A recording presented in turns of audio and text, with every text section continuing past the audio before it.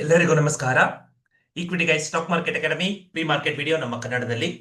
ನಾನು Manjunath, NISF technical analyst.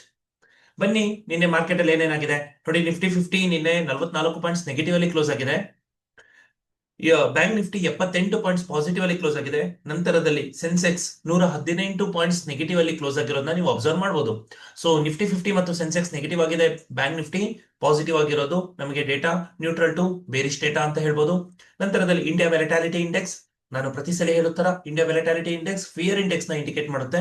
Fear ಅಂತ ಹೇಳಿದ್ರೆ ಇದು ಪಾಸಿಟಿವ್ ಆಗಿದೆ ಅಂದ್ರೆ ಭಾರತ ಸ್ಟಾಕ್ ಮಾರ್ಕೆಟ್ ಅಲ್ಲಿ ಫಿಯರ್ ಇದೆ ಅಂತ ಅಂದ್ಬಿಟ್ಟು ಅದು ಬೇರಿಶ್ ಆಗುವ ಚಾನ್ಸಸ್ ಇದೆ ಅಂತ.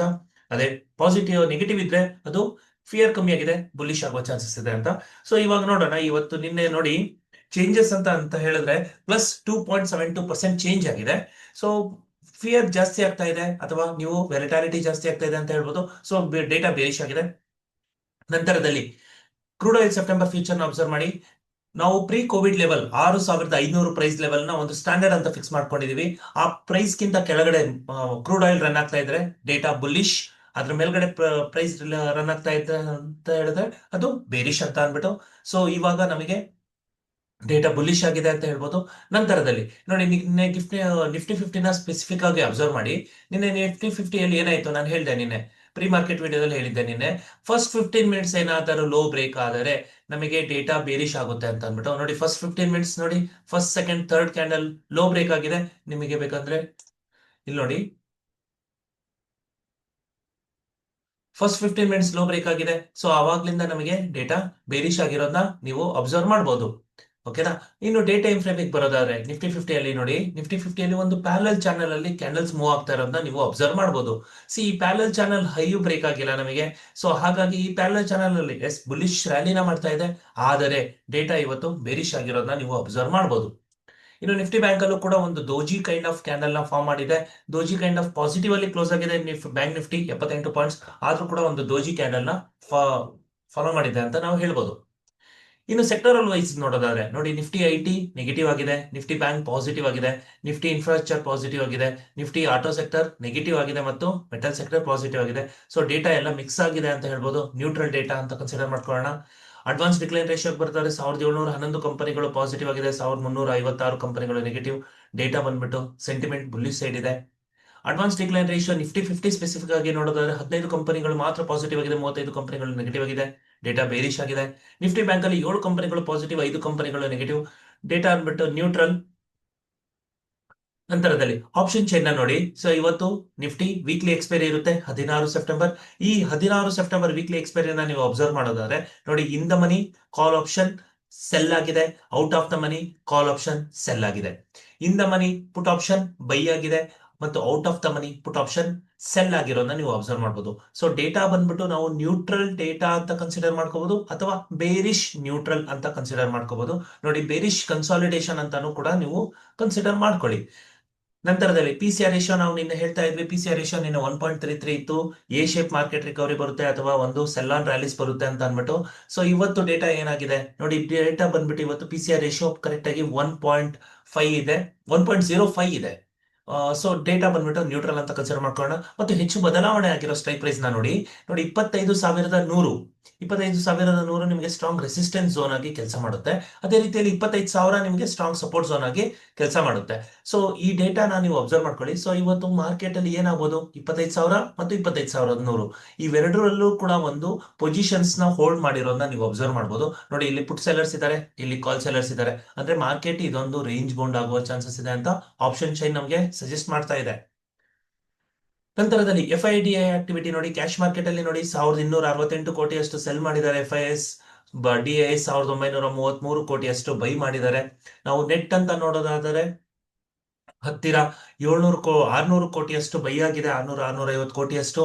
ಆದರೆ FIS ಸೆಲ್ ಮಾಡಿರೋದು ತುಂಬಾ ಇಂಪಾರ್ಟೆಂಟ್.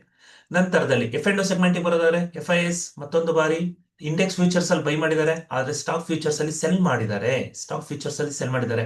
ಸೊ ಡೇಟಾ ನಮಗೆ ಬಂದ್ಬಿಟ್ಟು ನ್ಯೂಟ್ರಲ್ ಟು ಬೇರಿಶ್ ಡೇಟಾ ಅಂತ ನಾನು ಕನ್ಸಿಡರ್ ಮಾಡ್ಕೊಳ್ತೀನಿ FIDI ಆಕ್ಟಿವಿಟಿಯಲ್ಲಿ, ಸರಿನಾ. ನೋಡೋಣ. ಇನ್ನು ಇನ್ನು ನಾವು ಬರೋದಾದ್ರೆ ಗ್ಲೋಬಲ್ ಮಾರ್ಕೆಟ್ ಅಲ್ಲಿ ಯಾವ ತರ ಪರ್ಫಾರ್ಮ್ ನಡೀತಾ ಇದೆ ನೋಡಿ. US 30 ಮತ್ತು US 500, US Tech 100 ನೋಡಿ, ಈ ಮೂರನ್ನು ಕೂಡ US ಫ್ಯೂಚರ್ಸ್ ಅಂತ ನಾವು ಗೊತ್ತು. ಸೊ US ಫ್ಯೂಚರ್ಸ್ ನಾವು ಆಲ್ರೆಡಿ ರನ್ ಆಗ್ತಾ ಇರೋದನ್ನ ನೋಡ್ಬೋದು. ಸೊ ನಮಗೆ US 30 ನೆಗೆಟಿವ್ ಆಗಿದೆ, US 500 ನ್ಯೂಟ್ರಲ್ ನ್ಯೂಟ್ರಲ್ ನೋಡಿ, 0.01%, 0.02%, 0.05% ಅಂದ್ರೆ ನಮಗೆ ನ್ಯೂಟ್ರಲ್ ಡೇಟಾ. ಇನ್ನು ಕ್ಯಾಶ್ ಮಾರ್ಕೆಟ್ ಅಲ್ಲಿ ಯಾವ ತರ ಕ್ಲೋಸ್ ಆಗಿದೆ ನೋಡೋದಾದ್ರೆ, ಡೋಜನ್ಸ್ ಪಾಸಿಟಿವ್ ಆಗಿದೆ, S&P 500 positive, Nasdaq positive. See global market ಅಲ್ಲಿ ಕ್ಯಾಶ್ ಮಾರ್ಕೆಟ್ ಮಾರ್ಕೆಟ್ ನಮಗೆ ಪಾಸಿಟಿವ್ ಆಗಿದೆ. ಇನ್ನು ಕ್ಯಾಶ್ ಮಾರ್ಕೆಟ್ ಅಲ್ಲಿ ಯುರೋಪ್ ಮಾರ್ಕೆಟ್ ಕೂಡ ನಮಗೆ DAX ಪಾಸಿಟಿವ್ ಆಗಿದೆ, FTSE 100 neutral to negative, CAC 40 positive ಆಗಿದೆ. ಇನ್ನು ಏಷ್ಯನ್ ಮಾರ್ಕೆಟ್ ಬರೋದಾದ್ರೆ, ಸಿ ನಿಕಾಯ್ ಆಲ್ರೆಡಿ ಒಂದು ಗ್ಯಾಪ್ ಅಪ್ ಆಗ್ಬಿಟ್ಟು ನಂತರದಲ್ಲಿ ಸೆಲ್ ಆನ್ ರ್ಯಾಲೀಸ್ ಆಗ್ಬಿಟ್ಟು ಈಗ ಒಂದು ಆ ಗ್ಯಾಪ್ ಝೋನ್ ಇಂದ ಒಂದು ಶೇಪ್ ರಿಕವರಿ ಆಗ್ತಾ ಇರೋದನ್ನ ನೀವು ಅಬ್ಸರ್ವ್ ಮಾಡ್ಬೋದು, ಅಥವಾ ಆ ಗ್ಯಾಪ್ ಝೋನ್ ಇಂದ ಸಪೋರ್ಟ್ ತಗೊಂಡು ಮೇಲ್ಗಡೆ ಹೋಗ್ತಿರೋದನ್ನ ನೀವು ಅಬ್ಸರ್ವ್ ಮಾಡ್ಬೋದು. ಸೊ ಡೇಟಾ ಬಂದ್ಬಿಟ್ಟು ಪಾಸಿಟಿವ್ ಆಗಿದೆ, ಹ್ಯಾಂಗ್ ಕೂಡ ಪಾಸಿಟಿವ್ ಆಗಿದೆ, ನಂತರದಲ್ಲಿ ಕಾಸ್ಪಿಕ್ ಕೂಡ ಪಾಸಿಟಿವ್ ಆಗಿರೋದನ್ನ ನೀವು ಅಬ್ಸರ್ವ್ ಮಾಡಬಹುದು. ಸೊ ಡೇಟಾ ಬಂದ್ಬಿಟ್ಟು ನಮಗೆ ಕ್ಯಾಶ್ ಮಾರ್ಕೆಟ್ ಅಲ್ಲಿ ಬುಲ್ಲಿಶ್ ಡೇಟಾ ಇದೆ ಅಂತ ಹೇಳ್ಬೋದು. ಇನ್ನು ADRs ಬರೋದಾದ್ರೆ ನೋಡಿ, ಇನ್ಫೋಸಿಸ್ ADR ಸೆಲ್ ಆಗಿದೆ, ವಿಪ್ರೋ ADR ಸೆಲ್ ಆಗಿದೆ, HDFC bank positive, neutral to positive, ICICI bank negative ಮತ್ತು doctor Reddy's lab negative. So data ಬಂದ್ಬಿಟ್ಟು ನಮಗೆ ಬೇರಿಶ್ ಆಗಿದೆ. ಸಿ ನೀವು ಇವಾಗಲೂ ನೋಡಿದ್ದು ಡೇಟಾಗಳಲ್ಲಿ ಹೆಚ್ಚು ಬೇರಿಶ್ ಇರೋದನ್ನ ನೀವು ಅಬ್ಸರ್ವ್ ಮಾಡ್ಬೋದು.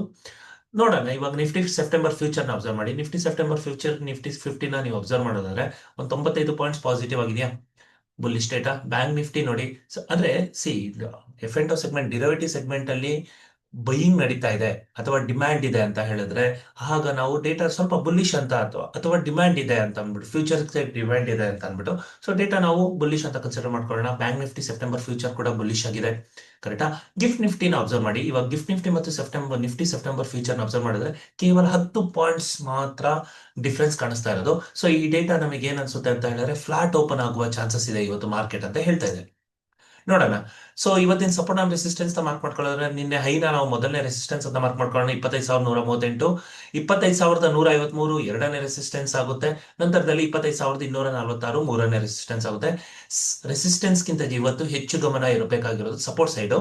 ಸೊ 25,048 ಮೊದಲನೇ ಸಪೋರ್ಟ್, 25,038 ಎರಡನೇ ಸಪೋರ್ಟ್, ಮತ್ತು 24,940 ಮೂರನೇ ಸಪೋರ್ಟ್ ಝೋನ್ ಆಗಿ ಕೆಲಸ ಮಾಡೋ ಚಾನ್ಸಸ್ ಇದೆ. ಇಲ್ಲಿ ನೀವು ಈ ಸಪೋರ್ಟ್ ಝೋನ್ ಜೊತೆ ಮಾರ್ಕ್ ಮಾಡ್ಕೊಳ್ಳೋ ಜೊತೆಗೆ, ನಾನು ಯಾವಾಗ್ಲೂ ಕೂಡ ಹೇಳ್ತಿರ್ತೀನಿ ಮಲ್ಟಿಪಲ್ಸ್ ಆಫ್ 100 ಮಾರ್ಕ್ ಮಾಡ್ಕೊಳ್ಳಿ ಅಂತ ಅಂದ್ಬಿಟ್ಟು. ಅದೇ ರೀತಿಯಲ್ಲಿ ಈ ಗ್ಯಾಪ್ ಝೋನ್ ಗಳನ್ನು ಕೂಡ ನೀವು ಮಾರ್ಕ್ ಮಾಡ್ಕೊಳ್ಳೋದು ತುಂಬಾ ಇಂಪಾರ್ಟೆಂಟ್. ನೋಡಿ, ಈ ಕ್ಯಾಂಡಲ್ ಕ್ಲೋಸ್ಗೆ ಒಂದು ಕ್ಯಾಂಡಲ್ಸ್ ಯಾವಾಗ್ಲೂ ಕೂಡ ಮ್ಯಾಥಮೆಟಿಕಲ್ ಆಗಿ ಫಾರ್ಮ್ ಆಗುತ್ತೆ. ಮ್ಯಾಥಮೆಟಿಕಲ್ ಅಂತ ಹೇಳಿದ್ರೆ ಯಾವಾಗ್ಲೂ ಕೂಡ ಗ್ಯಾಪ್ ಝೋನ್ಸ್ ನ ವಿಕೆಟ್ ಬಿಡಲ್ಲ ಮಾರ್ಕೆಟ್, ಯಾವಾಗ್ಲೂ ಕೂಡ ಆ ಗ್ಯಾಪ್ ಝೋನ್ಸ್ ನ ಫಿಲ್ ಮಾಡ್ತಾನೆ ಇರುತ್ತೆ. ಸೊ ಇಲ್ಲೊಂದು ಗ್ಯಾಪ್ ಝೋನ್ ಇದೆಯಾ, ಇದು ಯಾವತ್ತಾದ್ರೂ ಒಂದು ಸಲ ಬಂದು ಫಿಲ್ ಆಗ್ಲೇಬೇಕು. ಸೊ ಇವತ್ ಬಂದು ಫಿಲ್ ಮಾಡುತ್ತಾ ನೋಡ್ಬೋದು, ಯಾಕಂತ ಹೇಳಿದ್ರೆ ಇದೊಂದು ಝೋನ್ ಅಲ್ಲೇ ಇದೆ. ಸೊ ಈ ಗ್ಯಾಪಿಗೆ ಬರ್ಬೋದು ಅಂತ ಅನ್ಬಿಟ್ಟು ಪ್ರೆಡಿಕ್ಟ್ ಮಾಡಿ 25,6 ಈ ಪಾಯಿಂಟ್ ನ ಮಾರ್ಕ್ ಮಾಡ್ಕೊಳ್ಳಿ. ನಂತರದಲ್ಲಿ ಇಲ್ಲೊಂದು ಗ್ಯಾಪ್ ಇದೆ ನೋಡಿ, 24,868, ತುಂಬಾ ದೂರ ಅನ್ಸ್ಬೋದು, ಆದ್ರೂ ಕೂಡ ಈ ಗ್ಯಾಪ್ ಝೋನಿಗೆ ಬರ್ಬೋದು, ಬಂದೇ ಬರುತ್ತೆ. ಆಯ್ತಾ, ಇವತ್ತು ನಾಳೆ ಅಥವಾ ಯಾವತ್ತಾದ್ರೂ ಒಂದ್ ದಿವಸ ಬಂದೇ ಬರುತ್ತೆ. ಹಾಗಾಗಿ ಈ ಗ್ಯಾಪ್ ಝೋನ್ಗಳನ್ನ ನೀವು ಮಾರ್ಕ್ ಮಾಡ್ಕೊಳ್ಳೋದು ತುಂಬಾ ಇಂಪಾರ್ಟೆಂಟ್ ಆಗುತ್ತೆ. ಸೊ ನಾನು ಇವತ್ತಿಗೆ ಈ ಝೋನ್ ನ ಮಾರ್ಕ್ ಮಾಡ್ಕೊಂಡಿದ್ದೀನಿ. ಇನ್ನು ಇವತ್ತು ಇನ್ವೆಸ್ಟರ್ಸ್ ಪಾಯಿಂಟ್ ಆಫ್ ವ್ಯೂ ಅಲ್ಲಿ ನೋಡೋದಾದ್ರೆ ನೋಡಿ, ಇನ್ವೆಸ್ಟರ್ಸ್ ಪಾಯಿಂಟ್ ಆಫ್ ವ್ಯೂ ಅಲ್ಲಿ ನಿಮಗೆ ನಾನು ಹೇಳ್ತಾ ಇದ್ದೆ, RSI ಸ್ಟೋಕ್ಯಾಸ್ಟಿಕ್ ಫ್ರೀಸ್ ಆಗ್ತಾ ಇದೆ, RSI ಸ್ಟೋಕ್ಯಾಸ್ಟಿಕ್ ಓವರ್ ಬಾಟ್ ಝೋನ್ ಅಲ್ಲಿ ಫ್ರೀಸ್ ಆಗ್ತಾ ಇದೆ ಅಂತ ಅಂದ್ಬಿಟ್ಟು, ಇದು ನಿಮಗೆ ಒಳ್ಳೆಯ ಸಂದೇಶ ಅಲ್ಲ ಬೈ ಮಾಡೋದಕ್ಕೋಸ್ಕರ.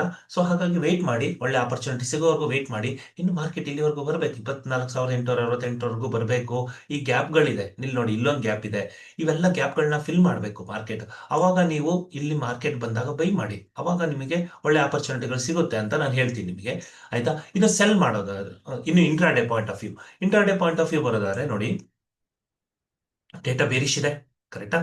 ಡೇಟಾ ಬೇರಿಶ್ ಇರೋದು ನಮಗೆ ಮಾರ್ಕೆಟ್ ಅಲ್ಲಿ ನಾವು ನೋಡಿದ್ವಿ 25,100 ಮತ್ತು 25,000 ಈ ಎರಡೂ ಝೋನ್ ಅಲ್ಲಿ ಇವತ್ತು ಆಪ್ಷನ್ಸ್ ಅಲ್ಲಿ ಹೆಚ್ಚು ಬದಲಾವಣೆ ಆಗಿದೆ, ಅಥವಾ ಹೆಚ್ಚು ಪೊಸಿಷನ್ಸ್ ಗಳನ್ನ ಹೋಲ್ಡ್ ಮಾಡಿದ್ದಾರೆ. ಸೊ ಇವತ್ತು ಎಕ್ಸ್ಪೈರಿ ಆಗಿರೋದ್ರಿಂದ ಇವತ್ತೊಂದು ರೇಂಜ್ ಬೌಂಡ್ ಮಾರ್ಕೆಟ್ ಆಗುವ ಚಾನ್ಸಸ್ ಇದೆ, range bound to bearish data. So beginning ಅಲ್ಲಿ ಸೆಲ್ ಆನ್ ರ್ಯಾಲೀಸ್ ಆಗುತ್ತೆ, ನಂತರದಲ್ಲಿ ಒಂದು ರೇಂಜ್ ಬೌಂಡ್ ಆಗೋ ಚಾನ್ಸಸ್ ಇರುತ್ತೆ.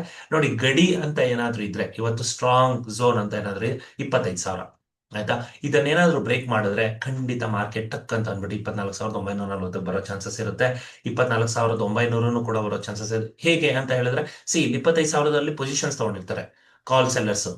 ಸಾರಿ ಪುಟ್ ಸೆಲ್ಲರ್ಸ್ ಪೊಸಿಷನ್ಸ್ ತಗೊಂಡಿರ್ತಾರೆ. ಈ ಪುಟ್ ಸೆಲ್ಲರ್ಸ್ ಏನ್ ಮಾಡ್ತಾರೆ ಅಂತ ಹೇಳಿದ್ರೆ 25,000 ಕೆಳಗಡೆ ಬಂದಿದ ತಕ್ಷಣ ಎಕ್ಸಿಟ್ ಆಗ್ತಾರೆ. ಯಾಕಂತ ಹೇಳಿದ್ರೆ they don't want to take losses. So sellers ಹೆಚ್ಚಿಗೆ ಲಾಸಸ್ ನ ಅಬ್ಸರ್ವ್ ಮಾಡ್ತಿರ್ತಾರೆ. ಸೊ ಹಾಗಾಗಿ ರಿಸ್ಕಿ ಜಾಸ್ತಿ ಇರುತ್ತೆ. ಸೊ ಹಾಗಾಗಿ ಅವರು ಇಲ್ಲಿ ಬಂದಿದ ತಕ್ಷಣ ಅವ್ರ ಪೊಸಿಷನ್ಸ್ ನ ಎಕ್ಸಿಟ್ ಮಾಡೋರು ಅಂದ್ರೆ ಆಟೋಮೆಟಿಕ್ ಆಗಿ ಮಾರ್ಕೆಟ್ ಅಲ್ಲಿ ಉಳಿಯೋರು ಕೇವಲ ಕಾಲ್ ಸೆಲ್ಲರ್ಸ್. ಸೊ ಅವಾಗ ಮಾರ್ಕೆಟ್ ಇನ್ನು ಫಾಸ್ಟ್ ಆಗಿ ಮೂವ್ಮೆಂಟ್ ಕೊಟ್ಬಿಡುತ್ತೆ. ಫಾಸ್ಟ್ ಆಗಿ ಒಂದೆರಡು ಕ್ಯಾಂಡಲ್ ಅಲ್ಲೇ ಇಲ್ಲಿಗೆ ಬರೋ ಚಾನ್ಸಸ್ ಇರುತ್ತೆ. ಸೊ ಅದನ್ನು ಕೂಡ ನೀವು ಕೀ ಅಬ್ಸರ್ವೇಷನ್ ಮಾಡ್ತಾ ಇರಬೇಕು. ಇಲ್ಲೇನಾದ್ರು ಒಂದು ಬುಲ್ಲಿಶ್ ಕ್ಯಾಂಡಲ್ ಪ್ಯಾಟರ್ನ್ ಬಂತು ಅನ್ಕೊಳ್ಳಿ, ಅವಾಗ ಇನ್ನು ಮಾರ್ಕೆಟ್ ಇಲ್ಲೇ ರೇಂಜ್ ಬೌಂಡ್ ಆಗೋ ಚಾನ್ಸಸ್ ಇರುತ್ತೆ. ಸೊ ಇವತ್ತಿನ ಪ್ರಿಡಿಕ್ಷನ್ ಏನಿರುತ್ತೆ ನಂದು ಅಂತ ಹೇಳಿದ್ರೆ, ಬಿಗಿನಿಯರ್ ಫ್ಲಾಟ್ ಓಪನ್ ಆಗುತ್ತೆ, ನಂತರದಲ್ಲಿ ಸೆಲಾನ್ ರ್ಯಾಲಿಸ್ ಬರುತ್ತೆ. ಏನಾದ್ರೂ ಒಂದು ಬೈ ಅಂಡ್ ಡಿಪ್ ಬಂದ್ರು ಅದು ಟೆಂಪರರಿ ಸಸ್ಟೈನ್ ಆಗಲ್ಲ. 25,100 ಒಂದು ರೆಸಿಸ್ಟೆನ್ಸ್ ತಗೊಂಡು ಮಾರ್ಕೆಟ್ ಇನ್ನು ವಾಪಸ್ ಬರುತ್ತೆ. 25,000 ಹತ್ರ ಬಂದಾಗ ಮಾರ್ಕೆಟ್ ಅಲ್ಲಿ ಇವತ್ತು ಒಂದು ಚಮತ್ಕಾರನ ನೋಡಬಹುದು. ಹೇಗೆ ಅಂತ ಹೇಳಿದ್ರೆ, ಏನಾದ್ರು ಒಂದು ಬುಲಿಶ್ ಕ್ಯಾಂಡಲ್ ಪ್ಯಾಟರ್ನ್ ಬಂದು ಅಂದ್ರೆ ಇಲ್ಲೇ ರೇಂಜ್ ಬೌಂಡ್ ಆಗುತ್ತೆ, ಅಥವಾ ಒಂದು ಸ್ಟ್ರಾಂಗ್ ಸೆಲ್ಲಿಂಗ್ ಬರೋ ಚಾನ್ಸಸ್ ಕೂಡ ಇರುತ್ತೆ ಅಂತ ನಾನು ಪ್ರಿಡಿಕ್ಟ್ ಮಾಡ್ತಾ ಇದ್ದೀನಿ, ಬಿಕಾಸ್ ಆಫ್ ಇವತ್ತು ಎಕ್ಸ್ಪೈರಿ ಆಗಿರೋದ್ರಿಂದ. ಸೊ ಇದು ಇವತ್ತಿನ ಪ್ರೀ ಮಾರ್ಕೆಟ್ ವಿಡಿಯೋ ಆಗಿರುತ್ತೆ. ನಿಮ್ಮ ಸೆಟಪ್ಸ್ ನ ನೀವು ಟ್ರೇಡ್ ಮಾಡಿ. ನಮ್ಮ ಮಾತ್ ಮೇಲೆ ನಂಬಿಕೆ ಅನ್ನೋದಕ್ಕಿಂತ ನಮ್ದು ಇದು ಕೇವಲ ವ್ಯೂ. ಅಲ್ಲಿ ನಿಮ್ಮ ಕಣ್ಮುಂದೆ ಕಾಣಿಸೋದು ಅದು ರಿಯಾಲಿಟಿ. ಸೊ ಹಾಗಾಗಿ ನಿಮ್ಮ ಸೆಟಪ್ಸ್ ಗಳನ್ನ ನೀವು ಟ್ರೇಡ್ ಮಾಡಿ. Thank you. All the best.